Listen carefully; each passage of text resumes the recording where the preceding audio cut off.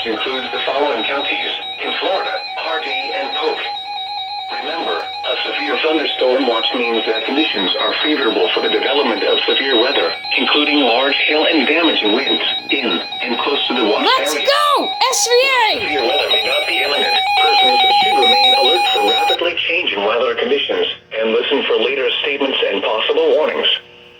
Stay tuned to NOAA Weather Radio, commercial radio, and television outlets or internet sources for the latest severe weather information. Repeating, severe thunderstorm watch number 47 has been issued until 8 p.m. Eastern Daylight Time for the following counties. Yes! In Florida, Harvey and Polk. Let's go! Your coastal waters. Yes! For the KHB 32. I just got back from outside. Thank God. Coastal waters from Englewood to Tarpon Springs out 20 to 60 nautical miles. That means it only included Hardy and Polk, so it might be expanded. This afternoon, southwest winds around 10 knots. Then Let's go!